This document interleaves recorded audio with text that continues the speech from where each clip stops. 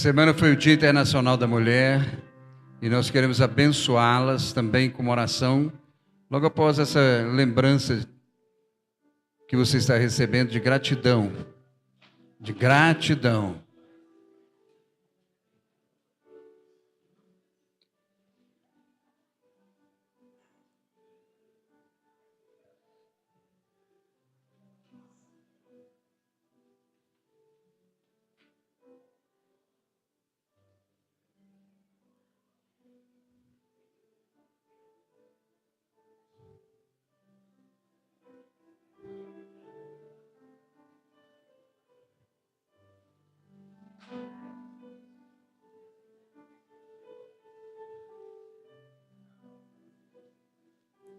Vamos orar? Pai querido, em nome de Jesus, o Senhor criou homem e mulher, e sobre a mulher o Senhor deu uma missão, e que elas possam cumprir a missão do Senhor aqui na terra, para o louvor da Tua glória. Abençoe cada uma delas, ó Pai, no poder do Espírito Santo. Pai querido, abençoe cada uma dessas crianças no poder do Espírito Santo, que elas recebam a porção dobrada do Teu poder, da Tua palavra, em nome de Jesus. Amém, amém e amém. Graças a Deus. A Ele a honra, a glória, o louvor, o poder e a majestade. Amém?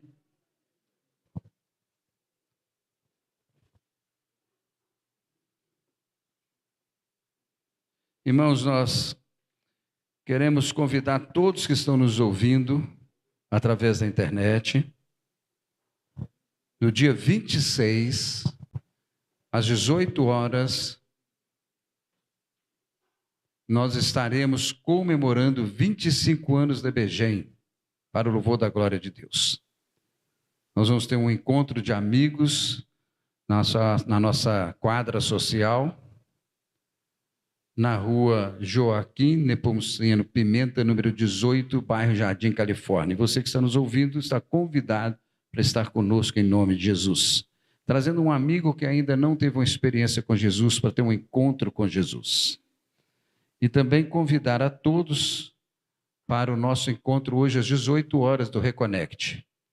Tem sido um tempo de cura, de vitória e de perdão. Nós estamos trabalhando essa área agora no Reconnect.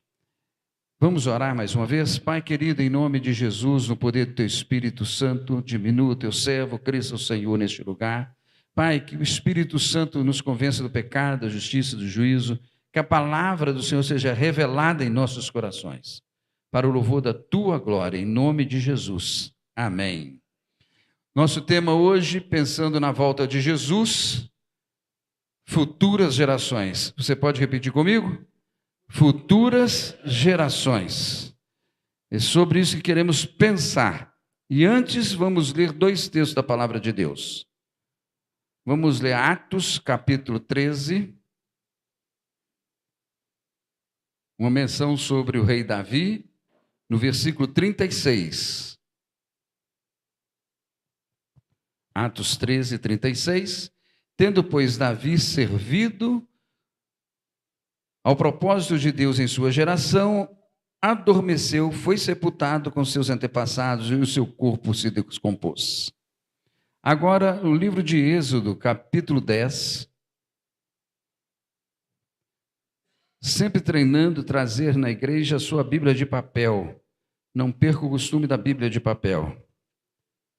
Versículo 2. Para que você possa contar a seus filhos e netos como zombei dos egípcios e como realizei meus milagres entre eles. Assim vocês saberão que eu sou o Senhor. Amém? Amém? Vamos pensar um pouco sobre a nova geração.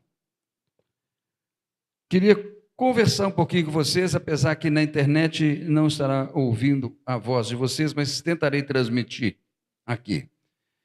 Qual é a sua perspectiva da próxima geração? Palavras bem curtas e rápidas. Qual é a sua perspectiva? Como que você vê a próxima geração? Em termos gerais. Fraca. distante de Deus, preguiçosa, triste, sem compromisso, bem Nutella. Nós temos, infelizmente, uma visão muito pessimista sobre a nova geração. Essas crianças que saíram, se estivesse ouvindo tudo que vocês estão falando, misericórdia, está certo. Mas é isso que nós recebemos todos os dias. São essas informações que nós recebemos todos os dias. Não há esperança para a próxima geração. Na mídia, seja qual for a mídia, você não vê algo que traz valores que venham perpetuar lá na frente na vida dessas crianças e adolescentes. O primeiro impacto que nós temos é ver uma geração realmente sem perspectiva. Já sentimos hoje que proatividade é uma palavra que não existe mais. Está acabando. Voluntário, solidário, são coisas que estão passando. Mas eu não quero pensar sobre isso, eu quero pensar o que a Bíblia diz sobre a nova geração e como nós podemos mudar essa história agora. Eu queria que você refletisse comigo. Se Jesus voltasse na outra geração e não na nossa geração, como seria a geração? Como seria aquela geração? Nós vamos morrer, uma nova geração vai sumindo, e se Jesus voltar nessa geração próxima? Que geração ele vai encontrar? Segunda pergunta: o que será dessa próxima geração? Terceira pergunta: será a próxima geração temente a Deus, servindo a Deus com alegria? Última pergunta: como podemos preparar a próxima geração? Eu ando muito preocupado porque eu também tenho filho. Meu filho é o início dessa geração, 23 anos. É a geração que tem que estar produzindo alguma coisa. Na minha geração, com 58 anos que eu tenho, com 23 anos estava casado, trabalhando. Essa era a minha realidade. A realidade de quem nasceu no final da década de 90 é outra completamente diferente. Quem nasceu em 2010 é outra geração. Eles receberam muitas transformações. Transformação na sociedade, transformação no mundo, transformação da tecnologia, da educação, da família e assim por diante. A Bíblia diz que quando Jesus nos salvou, ele nos colocou na família dele, povo escolhido dele, para cumprir com o propósito dele. Em qual geração? Na nossa geração. Na geração que você está vivendo. Lembrando que nós não somos desse mundo. Somos da família do Deus eterno, uma família eterna. Nós vamos passar desse mundo. Mas estamos aqui para cumprir com o propósito de Deus, como Davi cumpriu na sua geração o propósito de Deus. E foi sepultado junto aos seus pais, e o seu corpo foi decomposto.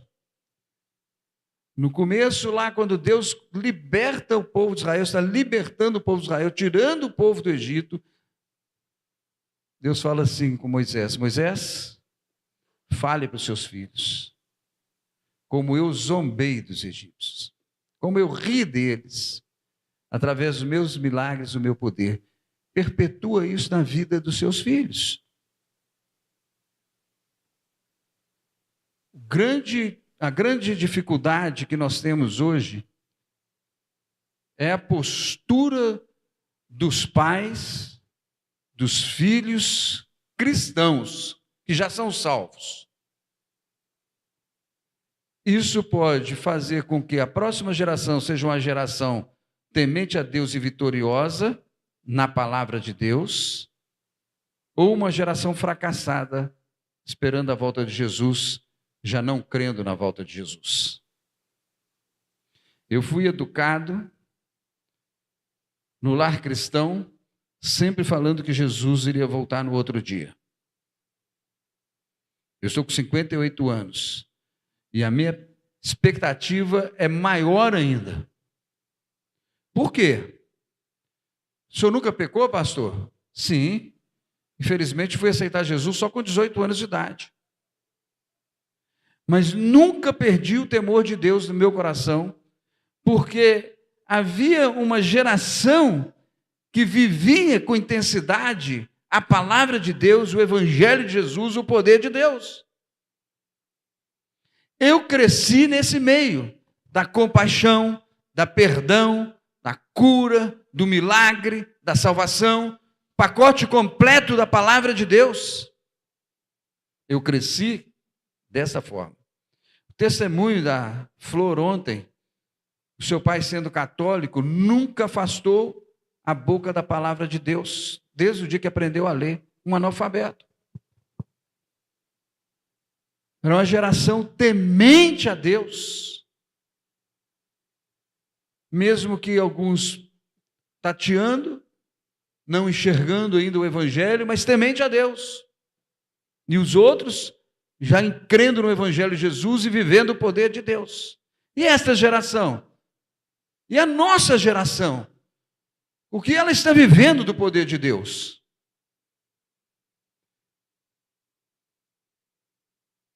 Quatro boas maneiras ou quatro momentos que a Bíblia diz para você estar preparando a nova geração. Pelo menos quatro.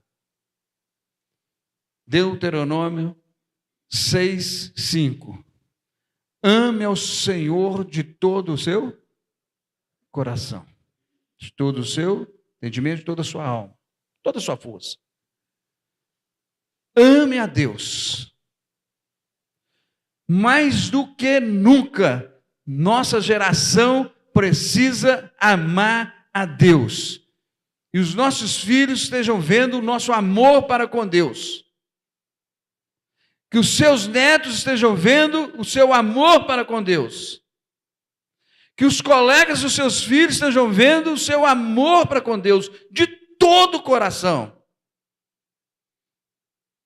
Em uma geração que diz que Deus não existe, que o importante sou eu, a minha pessoa. Mas a Bíblia diz, ame ao Senhor. Não perca o foco, meu irmão. Ame a Deus.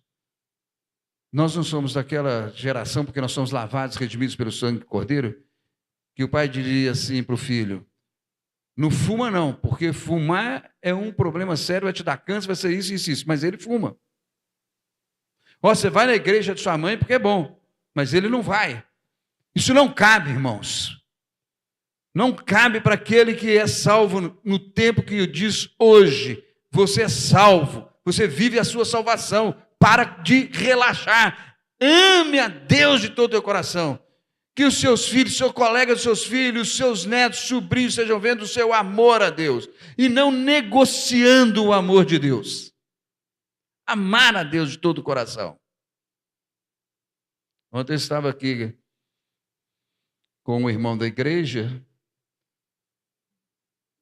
antes do encontro de casais, e ele estava secando meu time na internet. Eu não sei para que secar meu time não está bom mesmo.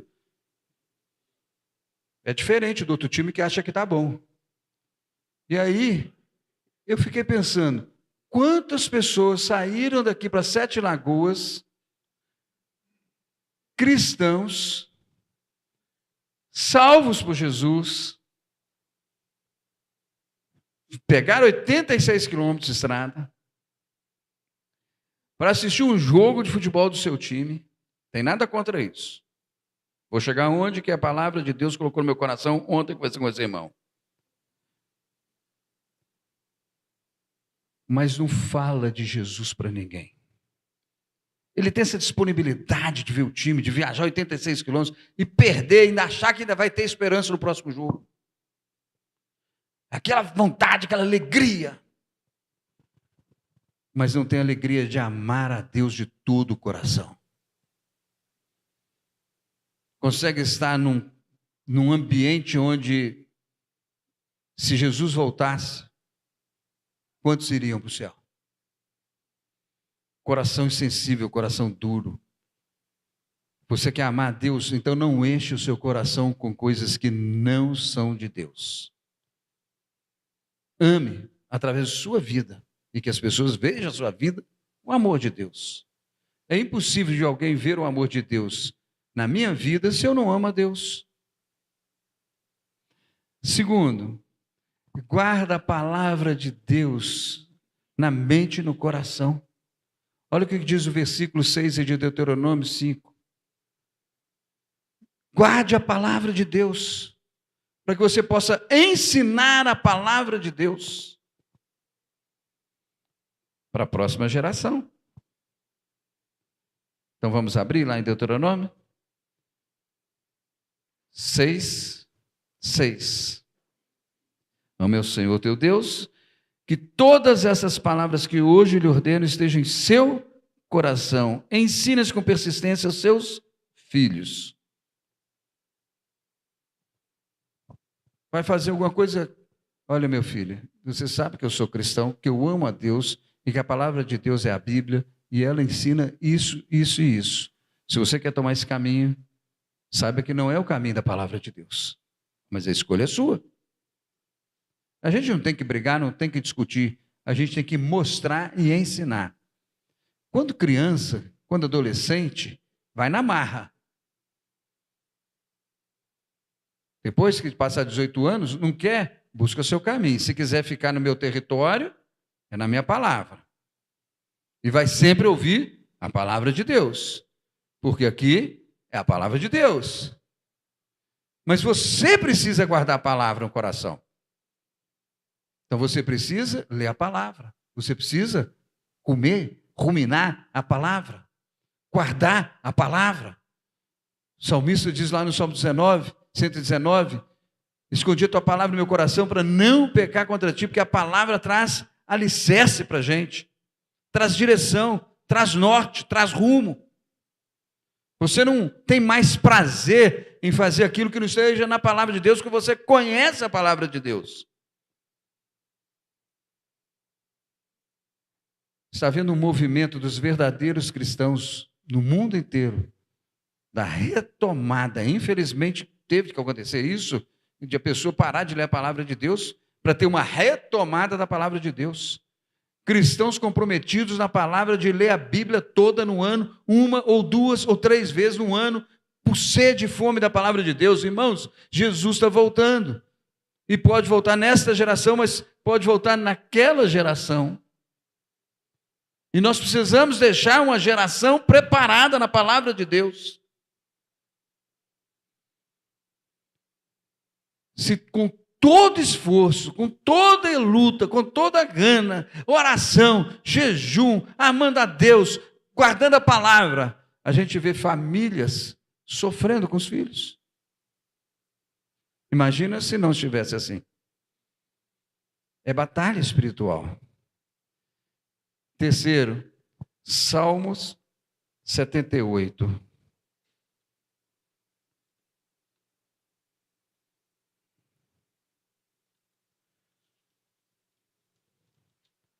Salmo 78, 3 e 4. Compartilhe o poder de Deus com seus filhos, parentes e amigos. Olha o que diz. O que ouvimos e aprendemos, o que nossos pais contaram, não esconderemos os nossos filhos, contaremos à próxima geração os louváveis feitos do Senhor e o seu poder e as maravilhas que Ele fez. Eu vou contar porque eu tenho visto, eu tenho vivido, eu tenho participado das maravilhas de Deus. Os meus olhos estão atentos nas pequenas coisas que Deus está fazendo, como nas grandes coisas que Deus está fazendo na minha vida, na vida da minha família, na vida da minha igreja, dos meus irmãos. E eu compartilho. Quando eu chego em casa, eu falo com meu filho o que aconteceu. Milagres, o que Deus está fazendo. O que Deus está fazendo através da minha vida, o que Deus está fazendo através da vida da Begem. Quantas vidas estão sendo alcançadas, o que Deus está promovendo, só milagres. Enquanto muitos lugares as pessoas não estão tendo emprego, hoje eu orei com um irmão da igreja que tem 2 empregos, ele precisa decidir, e ele está empregado. E tem 2 empregos novos para ele. É poder de Deus, irmãos. Poder de Deus, minha irmã Valdina, com diabetes, depressão desequilibrada, toda desregulada, pegar uma infecção, ir para o hospital e sair viva. É poder de Deus. Poder de Deus, milagre de Deus, conviver com a irmã Edinha esses anos, sem os rins. Ela viveu 2 anos sem funcionamento dos rins, sem problema nenhum. E depois passou mais alguns anos sendo tratada. E nunca reclamando. Postando no grupo as bênçãos de Deus, as maravilhas de Deus, que Deus está fazendo na vida dela. O que me admira é ver pessoas que se dizem cristãos, vendo tudo isso, lendo tudo isso, ignorando tudo isso. Como que vai passar para a próxima geração? Então eu e você somos responsáveis para passar para essa nova geração que Deus está fazendo. Não é história de carochinha. Não é uma ficção de Star Wars. É real o que Deus está fazendo. E Ele não vai parar de fazer até a volta de Jesus. Por mais que tudo esteja contra, falando que é mentira, que a igreja não serve, que é isso, que é aquilo, que Deus já não existe, que Deus está morto, Ele está vivo e atuante, poderosamente, através dos seus filhos, do Espírito Santo, que habita em você, habita em mim, e age através de nós e fora de nós. Aleluia. Amém? Glória a Deus por isso. Então, quais as experiências que você pode contar para os seus filhos, hein, Simone? Você já não era para ter perna. Deus faz tudo.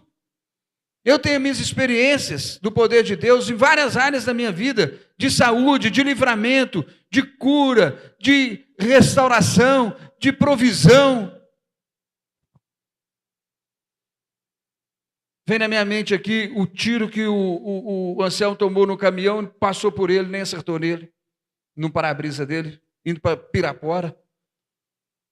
Meu Deus, é isso que a gente tem que contar para os nossos filhos. Contar aquela pessoa que era miserável, perdida, que não tinha Jesus, e teve uma experiência com Jesus. Quando eu conto sobre o Dom, viu, Dom? Estive lá na prefeitura, aqui em João César, no setor da prefeitura, e o capaz cheio de tatuagem.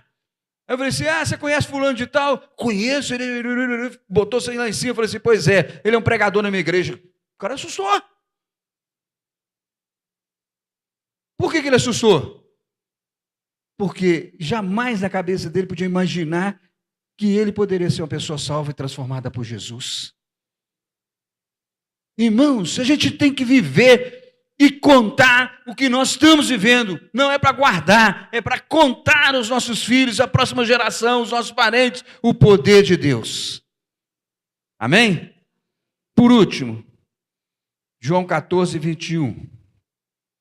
E aqui a gente vai encerrar. João 14, 21. Só voltando um pouquinho o ponto aí, enquanto você acha. Essa semana eu estava conversando com o seu Júlio. Eu achava e conhecia a história dele toda. E ele achava que tinha contado para mim. Quantos anos a gente caminha junto? Meus irmãos, seu Júlio não era para estar aqui, não. Seu Júlio não era para estar aqui, não. O Dom teve uma experiência terrível com o cunhado dele, que não queria mais mexer no mundo das trevas, com as drogas, e não sobreviveu. Eu não sei como é que o seu Júlio sobreviveu se não for o poder de Deus. As histórias que o seu Júlio compartilhou comigo, que Satanás tentou ser glorificado, mas não foi, porque em tudo Deus tinha um plano, E Deus concluiu o plano no dia que Jesus colocou ele aqui na porta e recebeu um abraço do Sandro e foi transformado. Poder de Deus. Meus irmãos, quando eu saio da minha igreja para pregar em alguma outra igreja, e Deus me dá a oportunidade de contar sobre o poder de Deus, eu conto a maioria do que Deus tem feito na nossa igreja. Você precisa ver o poder de Deus atuando na sua vida e na vida dos seus irmãos. Se não está atuando na sua vida, meu irmão, você pode jejuar e orar e falar assim: Deus, o que está acontecendo comigo? Eu tenho certeza que você não está em dia em alguma coisa com Deus. Você precisa estar em dia. Estou julgando, não. É a mesma coisa você entrar no carro e dar a chave no carro, o carro todo funcionando, bateria funcionando, está tudo funcionando, e o carro não liga de jeito nenhum. Você faz todos os testes de alternador, de vela, de tudo, está tudo funcionando, bomba de gasolina funcionando, e não tem jeito, o carro não liga. Aí você percebe que o ponteiro da gasolina está zerado. Um detalhe. Todo aquele carro ficou comprometido. Qual detalhe que você precisa resolver na sua vida para você ver o poder de Deus? Você quem sabe. Trate disso. 14, 21. Quem tem os meus mandamentos e lhe obedece, esse é o que me ama. Aquele que me ama será amado de meu Pai, e eu também o amarei e me revelarei a ele. Amém? Último ponto. Viva o Evangelho de Jesus na obediência. Viva. É viver. É viver todo dia o Evangelho de Jesus, na rua, na escola. E às vezes eu me pego fazendo algumas coisas e o Espírito Santo vem, e quando o Espírito Santo vem, vem a Rúbia, quando vem a Rúbia, vem um irmão, quando vem um irmão, vem alguém que eu nunca ouvi na minha vida, me orientando que eu estou fora do Evangelho. Tem que ficar centrado. É batalha. É batalha. Eu gosto muito de ver filmes reais da Segunda Guerra Mundial e de algumas revoluções, de alguns movimentos de guerra. Porque um detalhe pode mudar a história. E um detalhe, ele pode perder a vida. Então fique atento. Viva o Evangelho de Jesus. É assim, irmãos? Com certeza. Eu quero chegar no céu sem sangue na mão. Como diz Ezequiel, né? Quero chegar no céu sem sangue na mão. Porque eu falei, eu ensinei, eu orientei e dei o testemunho de tudo que Deus mandou fazer e viver aqui na terra. Para a próxima geração ter uma experiência com Deus e ser firme com Deus. Em nome de Jesus. Uma igreja que vive os mandamentos de Jesus tem também como tarefa e missão preparar a nova geração. Dentro da nossa igreja, quantas vezes você orou com uma criança da nossa igreja? Chegou perto dela e fez uma oração: quero te abençoar. Quantas vezes uma criança dessa você deu um presente para ela, uma camisa, um tênis ou qualquer coisa, para abençoar a vida dela e ela ver o poder de Deus? Quantas dessas crianças você pegou e falou com ela que ela é importante? Que é bom que ela está aqui na igreja, não está no mundo das trevas. Você está salvo. Mas e a próxima geração? Como que ela enxerga você? Comecei o culto dizendo, como que você enxerga outra geração? Mas e se eu pegasse essa nova geração e perguntasse assim, como que você enxerga essa moçada mais velha aí? Qual seria o seu feedback? Irmãos, tudo que Deus tem colocado no nosso coração para pregar é porque Deus tem coisas grandes para realizar. Não olhe nada, nenhuma circunstância. Olhe o que Deus quer fazer através da sua vida, na igreja que você está. A sua igreja é Ibegem. Ame Ibegem, sirva a Deus na Ibegem e glorifique a Deus na Ibegem. Viva o poder de Deus fora da Ibegem, em nome de Jesus. Amém? Vamos preparar a nova geração? Vamos preparar a nova geração? Então vamos preparar a nova geração. Que bom, teve um irmão que concordou comigo. Eu sei que você concordou. Vamos louvar a Deus. Irmãos, Não espere o sofrimento chegar na sua casa para você pensar na próxima geração. Prepare a nova geração hoje, em nome de Jesus. Vamos ficar em pé, vamos orar e vamos despedir também dos irmãos da internet. Você que está aí conosco na internet, feche os seus olhos e faça uma reflexão. Estou eu preparando para a nova geração ser temente a Deus e servir a Deus com alegria, esperando a volta de Jesus?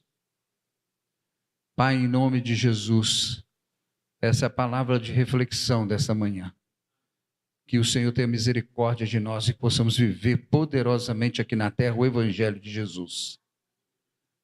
Crendo tudo que a Bíblia diz que eu tenho que crer. Viver tudo aquilo que a Bíblia diz que eu tenho que viver. Para a glória do Senhor. Pai querido, em nome de Jesus, completa a palavra do Senhor em nossos corações pelo Espírito Santo.